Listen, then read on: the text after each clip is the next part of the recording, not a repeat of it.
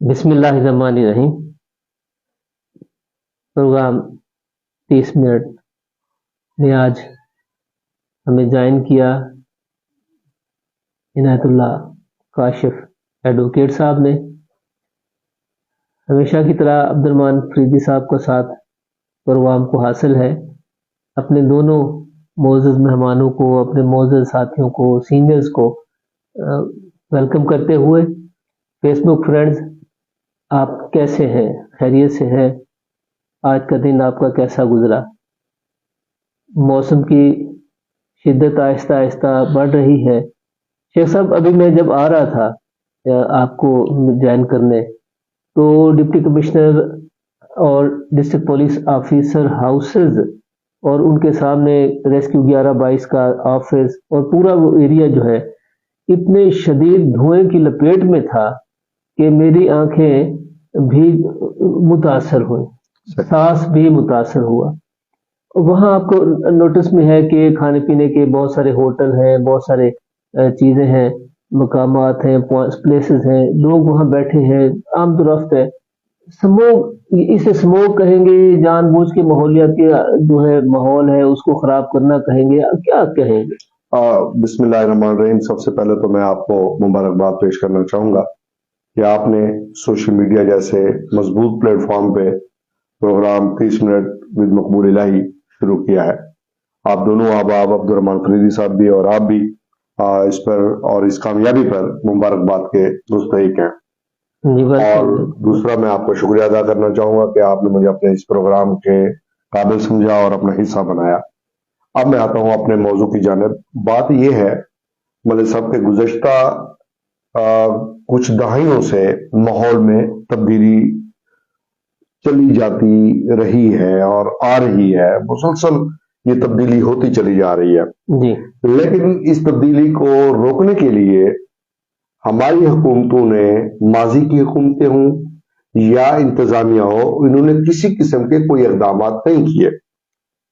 جب global warming کا issue raise ہو رہا تھا، دنیا کو کہہ رہے تھے کہ بھائی گرمی بڑھتی جا رہی ہے، ماحولیاتی آلودگی پھیلتی جا رہی ہے، تو آپ اس کو کنٹرول کریں، تو انہوں نے اس کو کنٹرول نہیں کیا، جس کا خمیازہ آج کی نسلوں کو بھگتنا پڑ رہا ہے۔ اب جس پلیس کی آپ نے بات کی ہے، وہیں پر جنرل بس سٹینڈ، وہیں پر ہوٹلز، وہیں پر جو ہے کھانے پینے کی اشیاء، اور وہیں پر جو آپ کے رکشہ اور دیگر گاڑیوں کی آمد و رفت کی مرکزی گزرگاہ ہے۔ تعلیمی ادارے بھی وہیں پہ ہیں۔ لامالا وہ حصہ جو ہے جتنی زیادہ آلودگی پروڈیوس کر رہا ہے، اس کے مقابلے میں ہم نے کوئی اقدامات نہیں کیے کہ جتنی آلودگی وہاں جنم لے رہی ہے اس کے خاتمے کے لیے ہم نے کیا اقدامات کیے ہیں؟ کوئی بھی اقدامات نہیں کیے۔ اور ظلم یہ کہ اگر آپ دیکھیں 1122 کی بیک سائڈ پہ جو گندگی کے ہیپس یا ڈھیر پڑے ہوئے ہیں، ان کو آگ لگانے والے آگ لگا کے چلے جاتے ہیں اور ان کو پتہ ہی کوئی نہیں ہوتا، یہ بھی اور یہ دھواں بھی وہیں سے آ رہا ہوگا یقیناً۔ اور اس کو کتنے عرصے سے وہاں پہ آگ لوگ لگا کے چلے جاتے ہیں اور یہ پوچھتا بھی کوئی نہیں ہے، رہے نام اللہ کا۔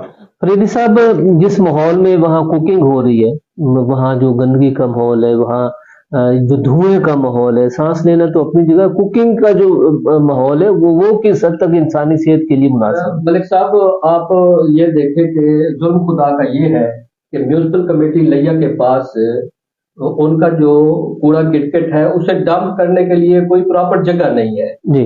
یہ آپ کو بھی پتہ ہے، مجھے بھی پتہ ہے، دیگر شہریوں کو بھی پتہ ہے، نقاشوں کو بھی پتہ ہے، تمام لوگوں کو پتہ ہے کہ 1122 کی بیک سائڈ پر میونسپل کمیٹی نے ڈمپنگ پوائنٹ بنایا تھا، جو جنرل بس سٹینڈ کی بیک سائڈ بھی ہو جاتی ہے اور 1122 کی بھی بیک سائڈ ولہ منڈی ہے، میلاد گراؤنڈ ہے، ولہ منڈی جو چلی نہیں ہے، جسے بنایا گیا ہے چلی نہیں ہے، لوگوں کو دکانیں وغیرہ یہ وہ ساری چیزیں دے دی گئی ہے، ولہ منڈی تو نہیں چلی، لیکن وہاں جو ہے نا ڈمپنگ پوائنٹ بنا دیا گیا۔ اور اس ڈمپنگ پوائنٹ کی دیوار کے جو ہمارا وہ ڈمپنگ پوائنٹ جو ہے وہ ایک پارک جو ہے سابق ایم پی اے نے جو بنوایا تھا پارک، اس سے متصل ہے وہ ڈمپنگ پوائنٹ۔ صحیح بات۔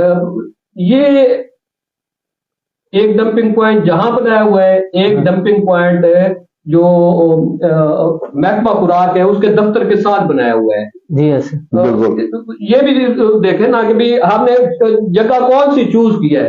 جہاں پورے ضلع کی گندم پڑی ہے وہاں بھی ڈمپنگ پوائنٹ ہے، جہاں پورے ضلع کی آمد و رفت ہوتی ہے لوگ آتے جاتے ہیں وہاں بھی ڈمپنگ پوائنٹ ہے، اور 1122 کا اور ہمارے ڈپٹی کمشنر صاحب کا اور ڈی پی او لیا صاحب کا گھر بھی اس کے سامنے ہی ہے۔ یہ دیکھ لینا ان کو کبھی جگہ کون سی چوز کی ہے کبھی ڈمپنگ پوائنٹ بنانے کے لیے، اب پھر اسے آگ لگا دی ہے۔ اور وہ ڈمپنگ پوائنٹ اس میں دیکھیں نا آلودہ چیزیں کون کون سی ہیں، ارد گرد کے جتنے بھی ہاسپٹلز ہیں وہ اپنا جو سکریپ ہے وہ بھی وہیں ڈالتے ہیں، وہ چاہے آپریشن کا ان کا مٹیریل ہو اور چاہے ان کی صفائی کا مٹیریل ہو، وہ بھی اسی ڈمپنگ پوائنٹ پہ ڈالا جاتا ہے۔ وہ پھر اس کی سمیل اور اس کا جو بیماریاں پھیلانے کا جو ذریعہ بن رہا ہے زہریلا دھواں، اس میں آنکھیں بھی متاثر ہیں، اس میں پیٹ بھی متاثر ہے، اس سے جسم بھی متاثر ہے۔ دیکھیں نا خارج کی بیماریاں جو ارد گرد کے لوگوں کو ہو جاتی ہیں وہ بھی تو اسی وجہ سے ہو جاتی ہے۔ شیخ صاحب اس ساری صورتحال کا جی کیا آپ حل کیا تلاش کرتے ہیں، تجویز کرتے ہیں؟ ملک صاحب حال تو یہ ہے کہ سب سے پہلے تو یہ جو آپ کا شہر میں آپ نے ڈمپنگ پوائنٹ بنائے ہوئے ہیں، سب سے پہلے تو ان کا ریموول ہونا چاہیے، سب سے پہلا۔ جی اور دوسری بات یہ ہے کہ آپ کا ٹی ایم میں جب تک ایکٹیو نہیں ہوگا، آپ کی میونسپل کمیٹی جب تک ایکٹیو نہیں ہوگی، وہاں سے پراپر صفائی کا انتظام نہیں ہوگا، تب تک یہ مسئلہ حل نہیں ہو سکتا۔ اور دوسری بات، شہریوں کو بھی الرٹ ہونا پڑے گا۔ اب آپ نے خوراک کا مسئلہ اٹھایا کہ وہاں پر خوراک کے بہت سارے پوائنٹ ہیں، فوڈ پوائنٹس ہیں، اب وہ زہریلا دھواں جو ہے ان خوراکوں میں شامل ہوتا ہے، اور وہی خوراکیں ہم شام کو جا کے وہاں پہ اچھی زندگی کے لیے اچھی خوراک اور اچھی خوراک کے لیے اچھا ماحول، اچھے ماحول کے لیے شہری اپنی جد و جہد کریں، اور انتظامیہ کو ترجیح بنیادوں پہ ان ڈمپنگ پوائنٹس کو یہاں سے ریموو کر کے صحت مند ماحول دینا چاہیے۔ میں یہاں صاحب ایک بات اور کروں گا کہ شہری متحرک ہوں، متحرک کیسے ہوں، وہ انتظامیہ کو مجبور کریں کہ میونسپل کمیٹی سکریپ اپنے اس سکریپ کے لیے، اس ڈمپنگ پوائنٹ کے لیے جگہ ہائر کرے، مخصوص جگہ ہائر کرے اور شہر سے باہر ہائر کرے، اور یہ تمام کچرا، تمام یہ چیزیں وہاں اس جگہ پہ جائیں، اور پھر اسے ایس او پیز کے مطابق اسے جو ہے نا یا آگ لگائی جائے، جس طرح بھی ہوتا ہے طریقہ کار، اس کے مطابق اسے ڈمپ کیا جائے۔ یہ ڈمپنگ پوائنٹ تو اپنی جگہ پہ، بلدیہ کی آپ بات کر رہے تھے، بلدیہ لیا کے آپ کے نوٹس میں ہے کہ سینکڑوں ملازمین ایسے ہیں جو ریٹائر ہو چکے ہیں، اور اس شدید مہنگائی کے دور میں انہیں 4 ماہ سے پینشن ہی نہیں ملی۔ مطلب یہی تو المیہ ہے نا کہ آپ نے ادارے بنا دیے، اداروں کے پاس فنڈز آپ نے نہیں دیے۔ گزشتہ 4 سال میں آپ یہ دیکھ لیں کہ ان کے پاس، آپ کی ٹی ایم اے کے پاس فنڈز کتنے ہیں، آپ کے پاس دینے کے لیے تنخواہیں نہیں ہیں، آپ کے پاس دینے کے لیے پینشنز نہیں ہے۔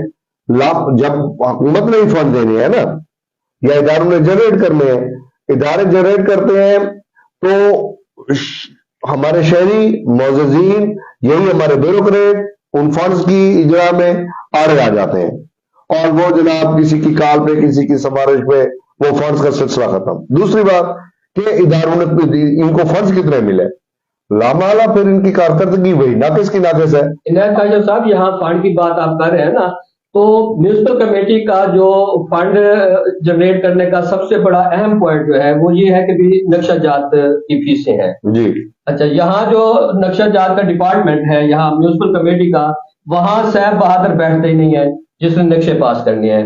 ظلم یہ دیکھیں نا، ایک دفتر کی بجائے اس کی ڈیوٹی کئی اس کا مظفر گڑھ میں بھی اس کی ڈیوٹی ہے، بکھر میں بھی اس کی ڈیوٹی ہے، لیا میں بھی اس کی ڈیوٹی ہے۔ دیکھیں نا صاحب، یہ کس نے ٹھیک کرنا ہے؟ ہاں جی، بس نہیں ہے نا، یہ کس نے ٹھیک کرنا؟ یہ ڈپٹی کمشنر لیا کی ذمہ داری ہے کہ وہ اپنے ادارے کے اندر دیکھے کہ افرادی قوت کی کمی کیوں پیدا کی گئی ہے۔ اچھا، دوسری بات یہ ہے کہ میونسپل کمیٹی کے جو ملکیتی جو ان کی جائیداد ہے وہ کسی کھاتے میں نہیں ہے۔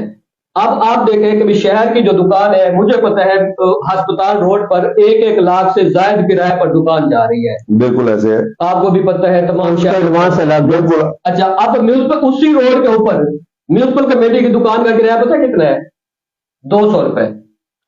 یہ کس کا قصور ہے؟ کون ذمہ دار ہے؟ یہی پہ ذمہ داروں کا تعین کریں گے نا آپ۔ یہ جو 200 روپے دینے والا، یہ کرائے پہ دینے والا جو ڈرامہ ہے، یہ کس نے رچایا ہوا ہے، کیوں رچایا ہوا ہے، اور اب تک کیوں رچا ہوا ہے، اور اب تک کیوں رچا ہوا ہے؟ کیا شہر کے اندر ٹی ایم اے کے اکاؤنٹس نہیں ہے؟ बहुत सारे पॉइंट हैं, बहुत सारी दुकानें हैं, जनरल बस स्टैंड की तमाम दुकानें म्यूनसिपल कमेटी की मलकियत है। लेकिन हॉस्पिटल रोड के ऊपर जो उनका जो गोदाम है, बल्दिया की दुकान बल्दिया की दुकानें मौजूद है। किराया बता दें ना। 200 रुपए। तो फिर यार अब मुझे बताएं, फिर आप रोना रोते हैं। हकायत का इदराक किया जाना चाहिए। जब तक ये नहीं होगा सर, कैसे मामला आप हल करेंगे? फिरोज साहब, आजकल आपके नोटिस में है कि शेख साहब जी इलेक्शनों की सीजन है, इलेक्शनों की बहार है, कौमी इंतखाबात भी उनका जोर शोर से आगाज हो चुका। 8 फरवरी को इलेक्शन हो रहे हैं, अंजुमन ताजदान के भी इलेक्शन हो रहे हैं। तो इलेक्शन की गहमा गहमी है, हर तरफ हर सियासी कारकुन जो है अपने अपने पसंदीदा पार्टियों के लिए, ग्रुप्स के लिए, पैनल्स के लिए मैदान में है। इलेक्शन लड़े जा रहे हैं, इलेक्शन लड़वाए जा रहे हैं। वट एजेंडा क्या? एजेंडा क्या? सर, हमारे पास जो इलेक्शन होते हैं वो बगैर किसी एजेंडे के, बगैर किसी मैनिफेस्टो के, बगैर किसी मंशूर के लड़े जाते हैं। ये वो सोसाइटी नहीं है जहां पर एक पार्टी या एक तंजीम मंशूर दे और वो शहरी भी उससे पूछे कि वैद बारवी साहब आप मैदान में आए हैं, आपके पास क्या मंशूर है? मुजफ्फर धूल साहब आपके पास क्या मंशूर है? अजहर खान साहब आपके पास क्या मंशूर है? इनसे पूछे कि आपको ताजिरों के मफादात का इल्म है कि ताजिरों के मफादात कहाँ कहाँ पे हैं, किस किस्म के हैं, कौन कौन उनको डिस्टर्ब करता है, कौन कौन से वो तहफुजात हैं जिनकी जरूरत है और कौन कौन से वो तहफुजात हैं जो नाजायज तौर पे तलब किए जाते हैं। अगर इनसे इनके मंशूर के बारे में पूछ लें, किसी के पास कोई मंशूर, अब तक आप जितनी मुहिम चली है अब्दुर्रहमान फरीदी साहब, किसी पार्टी ने कोई मंशूर आपको दिखाया हो, आपने इंटरव्यू की है, कोई मंशूर सामने आया हो? काशिफ साहब, यहाँ जो है ना, हमने तीनों ग्रुपों के सरबराह जो सदारत के उम्मीदवार हैं उनको हमने कहा है कि हमारे प्लेटफॉर्म पर आए, आप बात करें और लोगों को बताया कि भाई आप अंजुमन ताजदान का इलेक्शन क्यों लड़ना चाह रहे हैं और सदर बन के आप क्या करेंगे, जनरल सेक्रेटरी बन के आप क्या करेंगे। उस पर हमारी रिक्वेस्ट पर भाई बारवी साहब तो हमारे पास तशरीफ लाए, लेकिन बाकी ग्रुपों के दोनों सदूर जो है ना, मुजफ्फर धूल साहब तशरीफ लाए, उनको भी बाज़ाब्ता दावत दी गई है और उन्होंने टाइम भी दिया था मुझे। टाइम देने के बावजूद भी वो यहाँ हमारे प्रोग्राम में नहीं है। अजहर खान साहब से मैंने बात की है तो उन्होंने कहा कि आज नहीं मैं कल आऊंगा, जब कल तक वक्त आया तो फिर वो फोन सुनना उन्होंने दोबारा में। ये देखिए कौमी सियासत हो तब भी कोई मंशूर नहीं है, अवाम के मसाइल के हल के लिए इनके पास कोई मंशूर नहीं है। अच्छा, जमात इस्लामी एक ऐसी तंजीम थी, मदद के साथ अब भी है, उनके पास वो कोई तहरीरी काम कर लेते थे कि जनाब ये शहर के मसाइल हैं, ये शहर के मसाइल हैं, ये शहर के मसाइल हैं। बाकी आप मुझे बता दें, मुस्लिम लीग नून का जिले की सतह पे कभी कोई वर्क हुआ हो, कभी पाकिस्तान पीपल्स पार्टी ने इस पे काम किया हो कि यार जिला लिया के मसाइल की फहरिस्त ही मुरतब कर लें, चलो एक एक को करके हल कर लेंगे। फरीदी साहब, अगर हम आपसे ये पूछें कि जी आप जिला लिया का एक मसला ऐसा बताएं जो आपके नजदीक टॉप 1 है और उसका हल होना बड़ा जरूरी है, सब यही सवाल मैं आपसे करूँ। बिल्कुल। जिला लिया का अगर लिया सिटी का पूछे तो फिर वो सीवरेज का मसला है सबसे बड़ा, ठीक है। और अगर ओवरऑल जिले का पूछे तो फिर उसका एमएम रोड का मसला है। एमएम रोड को जो सिंगल रोड है वो 2 रोया रोड बनना चाहिए, ये इसे जो है वो हाईवे के सपोर्ट होना चाहिए और जो हाईवे के मोटरवे के सपोर्ट होना चाहिए। वो जो पुलिस है ना, इसकी हाईवे पुलिस, जो मोटरवे पुलिस, वो तो उसके सपोर्ट होना चाहिए। जब नहीं 2 रोया जब बन जाएगा तो फिर यहाँ जो है ना पूरा सिस्टम यहाँ तब्दील हो जाएगा। ये 2 रोया रोड बनना चाहिए और ये हमारा मुतालबा आज का नहीं है, ये हमारा मुतालबा बड़ी मुद्दत से है कि भी लिया मुजफ्फरगढ़ बखर, ये वो ऐसे रोड है, ये जो मेन रोड है, ये पिशावर से चलता है और कराची तक जाता है, ये रोड लिंक है। अच्छा, इस रोड को जो है शेख साहब से पूछते हैं। शेख साहब, आप लर्नड लायर हैं और कानून की किताबों पे भी आपकी नजर है, अदालत में भी आप सर्विसेज फराहम करते हैं, सोशल वर्कर भी हैं। आप लिया का ऐसा कोई अछूता मसला जिसका आप कहें कि जी इसका हल होना बड़ा जरूरी है, इसके हल होने से लोगों की जिंदगी में लिया, मैं अगर जिला लिया की बात करूं ना जी, तो जिला लिया के 3 बड़े मसाइल हैं जिनको तीनों को बैक वक्त हल होना जरूरी है। सही। अगर मैं कच्चे की बात करूं तो दरेई कटाओ, اربوں روپے کی اراضی لے چکا ہے، اربوں روپے کی فصلیں ڈوب جاتی ہیں اگر میں کچے کی بات کروں. اگر میں تھل کی بات کروں تو تھل کے واسیوں کی الاٹمنٹ کا مسئلہ پچھلے 75-76 سالوں سے ہم حل نہیں کر سکے. آج بھی وہ مسائل وہی کے وہی ہیں اور جو کتنی ہیں ان کو حل کرنے کی ضرورت ہے. اور تیسرا بڑا مسئلہ وہ ہے لیا کا ڈویژن بننا. گزشتہ 45 سالوں سے لیا کو ڈویژن بنانے کا جو خواب ہے، میرے صاحب یہ سارے مسائل خود بخود پھر حل ہو جاتے ہیں جب آپ اپنے سطح سے اٹھ جاتے ہیں. آپ ڈویژنل ہیڈ کوارٹر بن جاتے ہیں تو آپ کے فنڈز دگنے ہو جاتے ہیں، آپ کے پاس بیوروکریسی کی تعداد بڑھ جاتی ہے، محکموں کی کارکردگی بہتر ہوتی ہے، براہ راست چیک کرنے والے یہاں پر موجود ہوتے ہیں. تو میں یہ سمجھتا ہوں کہ لیا کے یہ 3 بڑے مسائل اگر حل کر دیے جائیں تو کافی حد تک کچے کے لوگ صدیوں سے دریا کے ساتھ لڑ رہے ہیں، صدیوں سے کٹاؤ کا سامنا، سیلاب آتا ہے، دریا لے جاتا ہے، کٹاؤ آتا ہے، پھر زمین نکلتی ہے، پھر بننے پہ جھگڑے، پھر موتیں، اموات، پھر ان کی آباد کاری پہ. یہی گزشتہ سالوں سے ہم نے ریسکیو کرنے کے نام پر ایک ایکسرسائز اور پھر اس کے نتیجے میں ہم مانگے تانگے گئے کہ وہ منگتے بن گئے کہ جناب وہ اللہ کرے سیلاب ہے اور ہمیں بھی کوئی دنیا جو ہے نا ڈونیشن دے دے گی، چلو ہمارا نظام چل جائے گا. یہ تو بعض لوگوں کی رائے ہو سکتی ہے، مگر اکثریت کی یہ خواہش ہے، ان کی تمنا ہے کہ یہاں ایک دریا چینلائز ہو جائے. نہیں، یہ تو بنیادی چیز ہے نا، اور دریا کو جو محفوظ راستہ مل جائے تاکہ لوگ دریا بردی سے بچ جائیں. دریا بردی سے لوگ بچیں گے، ان کی زمینیں بچ جائیں گی، وہ روزگار کریں گے. ملک صاحب 2016 میں ایک اسٹڈی کروائی گئی تھی کہ بیٹ منگڑ سے لے کے آپ کے پہاڑ پور تک کے ان علاقوں میں ایروژن کو یا کٹاؤ کو کیسے روکا جائے، کہاں پہ کس وجہ سے یہ آ رہی ہے. بدقسمتی یہ ہوئی کہ ڈی سی واجد علی شاہ کا جو تبادلہ ہوا وہ پورا ماسٹر پلان جو ہے وہ ٹھپ ہو گیا. آج تک وہ ماسٹر پلان ان کے تبادلے کے بعد چمکے گا لیا، بنے گا لیا، سیلفی اور سیلفیاں، اس کے علاوہ کچھ بھی نہیں ہوا. یہ دیکھیں نا ملک صاحب، بات یہ ہے کہ جہاں تک کٹاؤ کی بات ہے اور دریائی رستے کی بات ہے تو اس میں سب سے جو میں سمجھتا ہوں جہاں ہمارے لوگ اس کے ذمہ دار ہیں وہاں ہمارے ادارے ذمہ دار ہیں. جو بھی دریائی علاقہ ہوتا ہے نا، دریا کی جو گزرگاہ ہوتی ہے وہاں آباد کاری نہیں کی جاتی گزرگاہ پر، اور وہاں ڈیولپمنٹ کا کام نہیں کیا جاتا. پوری دنیا کی ایک اسٹڈی آپ دیکھ لیں، جو دریا کی گزرگاہ ہے وہاں نہ انفراسٹرکچر بنایا جاتا ہے اور نہ وہاں ہمارے اداروں نے بنایا نا، جب ہمارے اداروں نے بنایا لوگوں نے ہمارے اداروں کی نااہلی کی وجہ سے دیکھیں دریا کے درمیان میں سکول بنا ہوا ہے، دریا کے درمیان میں ہاسپٹل بنا ہوا ہے، روڈ بنے ہوئے ہیں. جب دریا کو آپ روکیں گے تو دریا اپنا رستہ بنائے گا، وہ رستہ دوسری سائڈ سے بنائے، اگلی سائڈ سے بنائے. جب وہ رستہ بنانا شروع کرتا ہے تو پھر وہ کٹاؤ شروع ہوتا ہے. اصل دریا کا جب آپ رکاوٹ ڈالیں گے اس وقت ایک مسئلہ پیدا ہو گیا ہماری نااہلی سے وجہ سے پیدا ہو گیا. ہمارا ٹائم چونکہ 30 منٹ محدود ہے جی صاحب، میں آپ چاہوں گا اب ہم نے قابل ذکر جو ایشوز ہیں ان کو ہم نے سارٹ آؤٹ کر لیا جی کہ لیا ڈویژن جس کی ایک تحریک رانا سلطان محمود اختر صاحب نے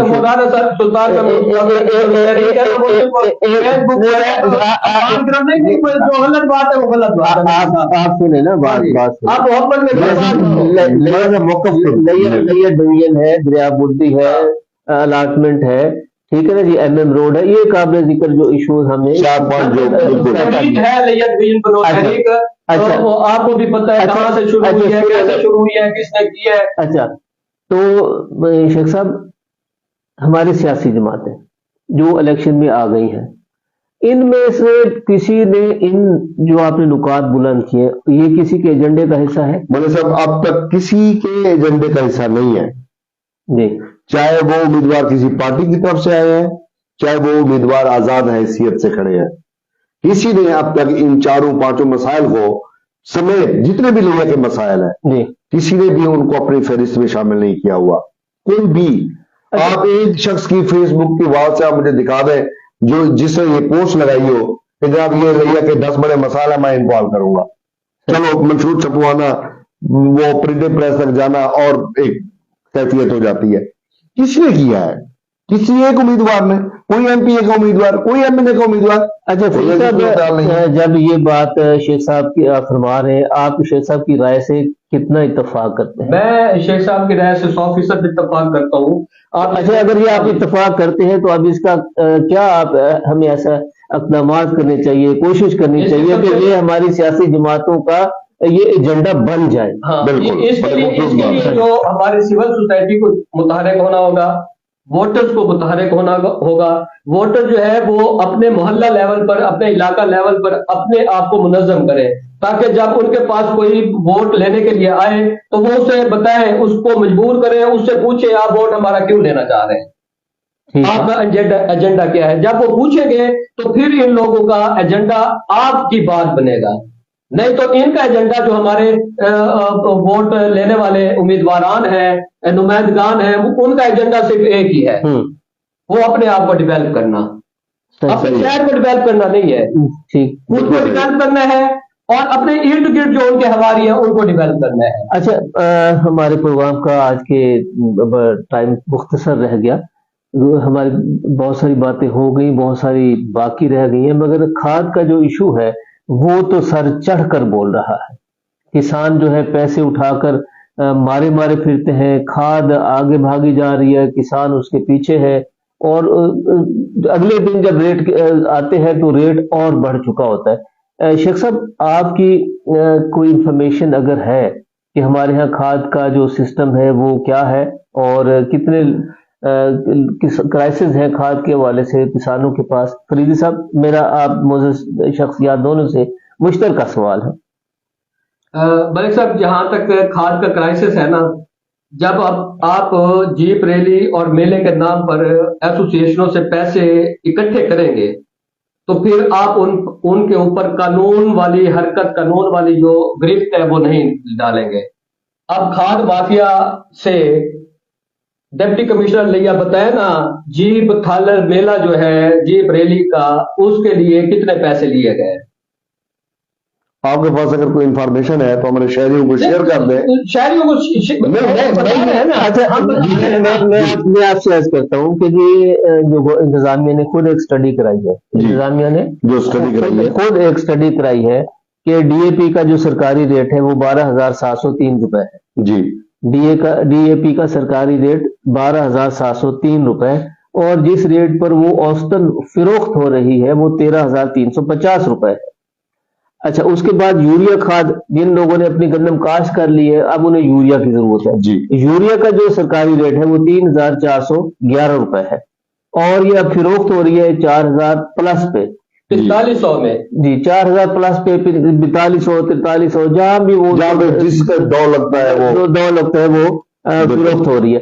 अब ये 4500 4,000 पे फिरोख्त, और उधर से वहां 1,000, और यहाँ फिर जो है 700-800 रुपए का जो गैप है, ओवर चार्जिंग है। इस पे 20 जो दुकानदारों का एक लिस्ट इंतजामिया ने तरतीब दी है जी, कि ये वो 20 दुकानदार हैं जो लिया में काम कर रहे हैं और ये जायद निर्खों पर खाद फिरोख्त कर रहे हैं। ये फहरिस्त इंतजामिया ने खुद जारी की है, और एग्री डिपार्टमेंट को हुक्म दिया है कि जी आप इन लोगों के खिलाफ कार्रवाई करें। ये लिस्ट तो अब अभी मंजर-ए-आम पे तकरीबन आ चुकी है।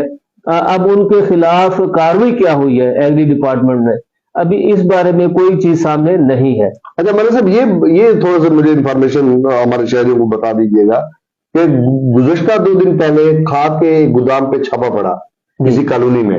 हाँ जी, वो कुछ 350 गट्टू बैग जो है वो बरामद हुए, उनके खिलाफ कोई कानूनी कार्रवाई की गई? डीसी लेयर ने छापा मारा, डीपीओ पे और लोग बड़े बड़े जनाब एग्रीकल्चर डिपार्टमेंट में, क्या कानूनी कार्रवाई हुई है? उसमें कानूनी कार्रवाई यही हुई है कि स्पेशल ब्रांच की रिपोर्ट पे, निशानदेही पे इंतजामिया ने छापा मारा। असिस्टेंट कमिश्नर लिया ने डिप्टी डायरेक्टर एग्री के साथ उन्होंने मुश्तरका रेड करके जेर तामीर मकान से उन्होंने खाद बरामद की है। अब जुर्माना हुआ है या कोई एफआईआर हुई है वो अभी तक उस पे वो हम तो लाइलम हम तो यहाँ मैं आपको कार्रवाई की आप बात कर रहे हैं जी। मोहतरम जनाब हमारे डिप्टी कमिश्नर लिया साहब और डीपीओ साहब ईदगाह रोड से गुजर रहे थे। जब वो गुजर रहे थे रोड के ऊपर ایک زیر تعمیر دکان کے سامنے بجری پڑی ہوئی تھی. ڈپٹی کمشنر صاحب نے وہ دیکھا, پھر انہوں نے کارروائی کا حکم دیا. زیر تعمیر دکان کے سامنے بجری اگر پڑی ہو تو 5,000 روپے جرمانہ اسے کر دیا گیا ہے. رسید میرے پاس موجود ہے. کیا کھاد جو اتنے فی گٹو جو ہے نا 1,000 منافع لے رہے ہیں دکاندار کا اپنا پرافٹ بھی اس میں وہ الگ ہے. یہ 1,000 جو اوور چارجنگ کی مد میں 1,000 فی گٹو لے رہے ہیں. اب اس پر بتایا نا ڈپٹی کمشنر لیا ہمارے کہ کیا کاروائی کر رہے ہیں. بھئی روڈ کے اوپر پڑے ہوئے ایک اسے آپ کہتے ہیں کہ یہ تجاوز ہو گیا ہے. اس تجاوز پر تو آپ 5,000 جرمانہ آپ نے کر دیا ہے. جو لوگ روزانہ کاشتکاروں سے شہریوں سے ہزاروں روپے لوٹ رہے ہیں, آپ کے نظروں سے کے سامنے لوٹ رہے ہیں, آپ نے فہرستیں بھی مرتب کر لی ہیں, آپ نے ان کا نام بھی اوپن کر دیے ہیں. اس کے بعد پھر بتایا جائے نا ان کے خلاف کاروائی کیا ہوا ہے, کیا ان کے اوپر کوئی کریک ڈاؤن؟ یہ یقینی طور پر آپ نے بڑا ویلڈ پوائنٹ ریز کیا پروگرام کے اختتام پر. عبدالرحمان فریدی صاحب, عنایت اللہ شیخ کاشف ایڈوکیٹ صاحب, ہمارے پروگرام کا وقت آج کا ختم ہوا. 30 منٹ پروگرام میں ہم شریک گفتگو تھے. فیس بک فرینڈز کھاد کا ایشو, دریا بردی, MM روڈ, لیا ڈویژن, نہری پانی, تھال کی الاٹمنٹ سمیت کافی سارے ڈمپنگ جو بلدیہ کی صحت صفائی کی صورتحال, سموگ, یہ آج کے گفتگو کے موضوعات تھے جہاں ہم نے آپ کی آراء کا انتظار رہے گا. پروگرام کو لائک شیئر ضرور کیجیے گا اور اس میں کمنٹ بھی کیجیے گا تاکہ آپ کی آراء کی روشنی میں ہم اپنے پروگرام کو مزید بہتر بنا سکیں. یہاں میں ملک صاحب اپنے دیکھنے اور سننے والوں کو یہ بھی بتاؤں گا کہ جہاں ہمارا پروگرام فیس بک لائیو جا رہا ہوتا ہے وہاں ہمارا یوٹیوب چینل جو ہے اس کے اوپر بھی یہ لائیو جا رہا ہوتا ہے. جی, آپ وہاں بھی کمنٹس کریں, اسے لائک کریں اور اسے شیئر کریں. ARF نیوز چینل جو ہے ہمارا یوٹیوب چینل, اس کے اوپر بھی یہ لائیو جا رہا ہوتا ہے. جی, بہت شکریہ عنایت اللہ کاشف صاحب ایڈوکیٹ, بہت شکریہ عبدالرحمان فریدی صاحب. آپ کا ساتھ, آپ کی قیمتی آراء ہمارے نالج میں اضافے کا ذریعہ ثابت ہوئی. کل منڈے کو پھر ملیں گے فیس بک فرینڈز. کل چھٹی ہے, اتوار ہے, آپ بھی انجوائے کریں اپنی معمولات میں, اپنی جو نجی ضروریات مصروفیات میں آپ ایک ہفتہ انگیج رہے. کل آپ اپنی جو چھٹی کا دن ہے اس کو بھرپور انداز میں انجوائے کیجیے, صرف کیجیے. اللہ تعالیٰ سے دعا ہے کہ آپ جہاں بھی رہیں خوش رہیں, ہنستے مسکراتے کھیلتے رہیں. اللہ تعالیٰ اس ملک کی خیر فرمائے. پاکستان زندہ باد.